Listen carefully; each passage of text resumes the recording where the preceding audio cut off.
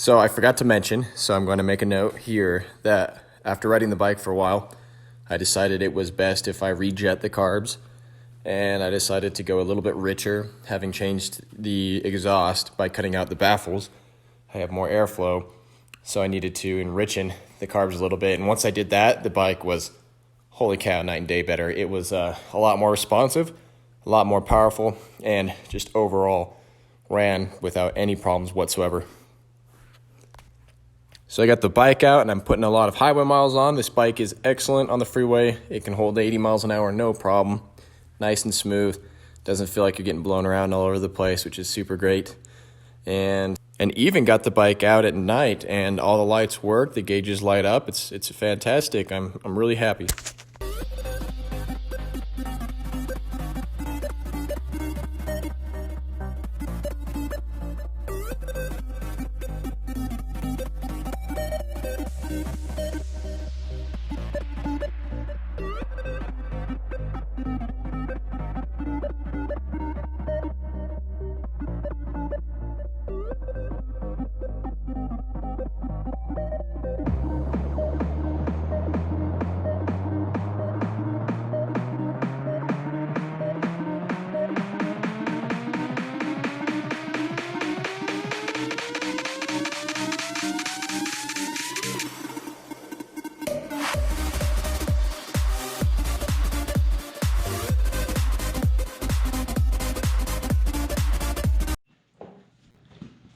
All right, and here it is, the final product. This is the complete bike build. I'll give you my thoughts and I'll give you an exact rundown on my very nice spreadsheet of how much this bike actually cost me to get it going, and any kind of problems I've noticed with the bike or things that I've experienced. I've currently put on exactly 114.9 miles, 115 miles. And let me tell you, I'm extremely surprised and actually really pleased that it runs as well as it does. Out of those entire miles, not a single issue except for one thing. After I had ridden it approximately 45 miles, parked it at a destination. It was actually Cycle Gear, and I was checking out some of their stuff. I was trying to see if they had an air filter. And when I got back on the bike, I went to go roll it back, and it seemed to not want to roll back, almost like there was an e-brake on or something. The bike doesn't have one, so I was like, that's odd. The front brakes are kind of staying engaged, and I could kind of feel it in the lever too. It felt a little more stiff than usual, and I was like, whatever, we'll just get it over to my buddy's house. He's got tools, we'll get it fixed there. And so I started going down the road, and I realized it got worse and worse and worse until it was literally about to stall out the bike. And it got so hot, it started actually, cooking the front disc brakes to the point where it started smoking a little bit. Nothing severe, but basically my front brakes were engaging. Somehow something was getting stuck, and it was basically keeping those clamped. Well, luckily my buddy carries a big old saddlebag full of tools, and he actually had a couple wrenches in there, and we were able to relieve the pressure of both calipers in the front. They're twin piston calipers, and as soon as we did that, it was fine. And the only thing we can assume happened here is it was over-serviced, meaning there was too much fluid in the system. And then when it got hot, or started getting used again, it kind of just, worked its way to where it wasn't really able to relieve itself. And so once we relieved it, it's been fine. Another thing is that the fork seals are, pretty leaky. So those will have to get fixed here in the future. Everything else, flawless. The motor has no hiccups. There's no ticking. It doesn't hesitate, or it doesn't bog down. It doesn't stall in any way. It literally is almost working perfectly, and it fires right up every time. So what this cost me, the biggest and the most money that this thing cost me is in parts replacement, because it was half disassembled, half the parts got lost. And so this is gonna be it. So we have the bike. So I bought it and all those parts for $300. I didn't know at the time if I was gonna commit to it or not. Maybe I thought, if I feel like it's too much of a lost cause, I was just gonna part it out or sell it as a whole, whatever. But then I started ordering parts, and I was like, yeah, I'm committed. I'm going to go ahead and send it. So the biggest thing, and one of the more expensive things, was actually this rear seat. It's $45. Battery was next with $36.90. Those are kind of two of the bigger items. Sorry, do you need your rep? Yeah. It's okay though, because it's a dog! Let's go.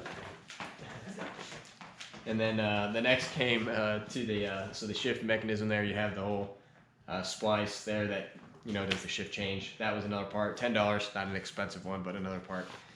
We had the cover that goes over the clutch engagement linkage there for the cable. That was missing, so I had to get that. This exhaust bracket back here that holds the main pipes on, that was missing. That was $14.90. Oh, the cover was $10. There's a bearing inside on that other side of the crankcase that was missing, just $10. I had to get an oil seal and a spacer, that was $10.50. And then oil and filter was $35, and then I included another $15 for shop supplies like brake cleaner, towels. Say, hey everybody, I'm making a video. Yeah, get lost! Anyways, so we have oil, filter, and oil, $35. $15 for shop supplies, brake cleaner, towels, things of those nature, cleaning supplies, solvents, all that good stuff. And that grand total came out to be $498.09. This is just shy of a $500 bike, as it sits, minus the saddlebags. Those were actually a gift from a friend. So, everything here, this entire running, perfectly working bike, ready to go, fresh fluids, is only $500. That is a steal, considering that the cheapest one I can find going locally is $2,000. So pretty happy with what's going on here, and I actually plan not to necessarily just flip and sell the bike, but actually to use and ride this bike. I would, I have a couple friends that enjoy riding cruisers as well, and they have. They're all part of certain groups. They're all cruiser riding style groups. So now I can actually go on these rides with them and not stick out like a sore thumb. And it's actually pretty nice bike. The windshield being small and sportier actually does a pretty good job of deflecting the air. And these forward pegs actually a lot more comfortable riding stance, and a seat that's literally like a couch. Pretty awesome. So there you have it. Future items: tires, brakes. Those are literally the only things that are kind of left. That really need to be serviced, and then it just needs a good polishing because there's so much chrome on this bike.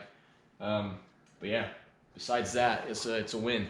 I'm really pleased, really happy that it turned out the way it did, and hope this is kind of educational or whatever. You guys enjoyed the build. I just kind of like to show people like what's possible to do, so that maybe they'll have, the desire to go out and maybe try it for themselves. I know it takes a lot of know-how and a lot of skill and whatever, but you can get it done. And this is just kind of proof that even if you think your bike is too far gone, you could probably bring it back. So like in the instance of the guy I bought it from, he was pretty sad. I could tell that he's letting it go for so cheap, especially. What's up?